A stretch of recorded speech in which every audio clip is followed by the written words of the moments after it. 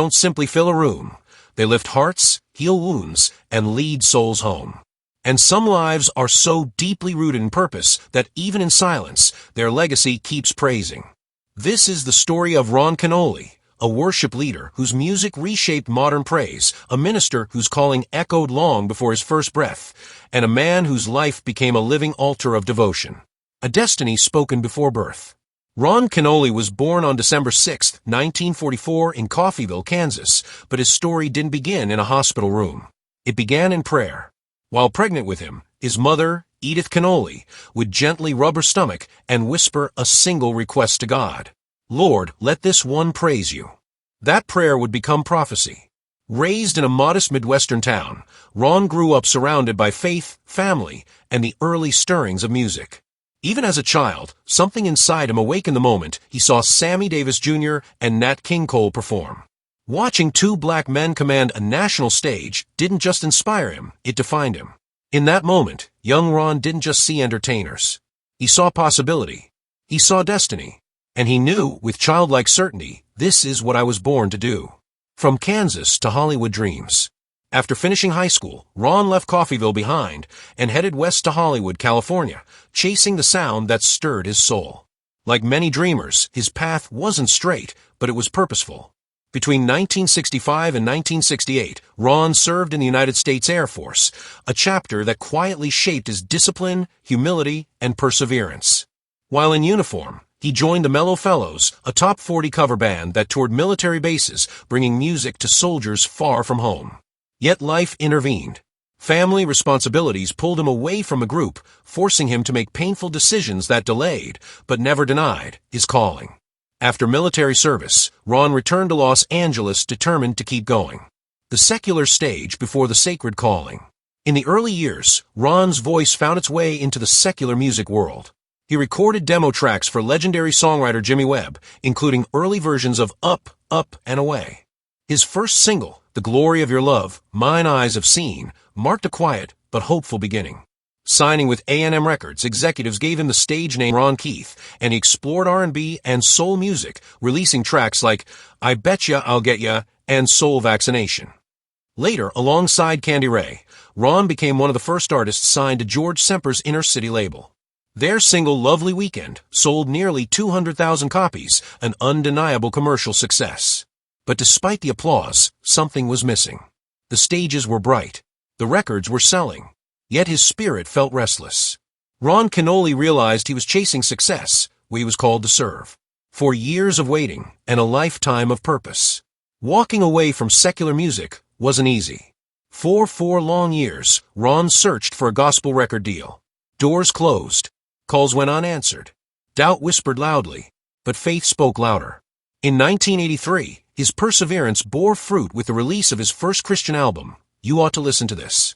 It wasn't flashy, but it was authentic. And authenticity would become his signature. Soon, Ron began leading worship for respected pastors like Jack Hayford and Lester Sumrall, his name quietly circulating among ministry circles. That faithful consistency caught the attention of evangelist Mario Murillo, who introduced Ron to Pastor Dick Bernal, founder of Jubilee Christian Center in San Jose. That meeting changed everything. The sound that changed worship forever. In 1985, Ron Kenoly became the full-time worship leader at Jubilee Christian Center. Worship wasn't a set list to him, it was a sacred encounter. By 1987, he was ordained and installed as music pastor, overseeing the church's entire music ministry. His influence grew beyond the sanctuary, shaping worship culture across the nation. Then came 1992. Ron released Lift 'Em Up, and the world listened. The album became the fastest-selling worship album of its time, igniting a global movement of praise. Churches across denominations lifted their voices with new freedom, passion, and joy. Songs weren't just sung, they were experienced. His follow-up album, Welcome Home, produced by Tom Brooks, soared to the top of Billboard's contemporary worship charts and earned a Dove Award in 1997. Ron Kenoly wasn't chasing trends. He was leading hearts. A scholar of sound and spirit, Ron's ministry was deeply rooted in knowledge, as much as passion. He earned a music degree from Alameda College, a Master of Divinity, and later a doctorate in Ministry of Sacred Music. In 1993, Jubilee Christian Center named him Ambassador of Music, sending him across the country to mentor churches and help build worship ministries grounded in excellence and reverence. By 1999, Ron relocated to Central Florida, continuing to travel, teach, sing, write, and inspire until his final days. He also authored several books, including collaborations with Pastor Dick Bernal, extending his ministry beyond music. Love, family, and a life well lived. Ron's personal life reflected the same devotion he brought to the stage. He married his first wife, Tavita, during his military years, and together they raised 3 sons, Samuel, Ronald, and Tony, over a marriage that lasted more than 4 decades. In later years, Ron found love again, marrying Diana, a United Nations ambassador, in 2014. They remained together until his passing. Few know that Ron Kenoly was also the cousin of acclaimed actor Don Cheadle, a reminder that talent and calling ran deep in the family. Net worth and true riches. At the time of his passing, Ron Kenoly's estimated net worth stood at $5 million. But his greatest wealth was never financial. It was found in raised hands, in tear-filled altars, in songs sung across generations. A gentle farewell. On February 3, 2026, Ron Kenoly passed away at the age of 81. The news was shared by his longtime music director, Bruno Miranda, through social media. No cause of death was announced, and somehow that feels fitting. Because Ron Kenoly didn't leave with noise. He left with peace. Legacy that still praises. Ron Kenoly's voice may have gone quiet, but his worship never will. Every time a congregation sings, "Lift Him Up," every time a worship leader dares to lead with authenticity.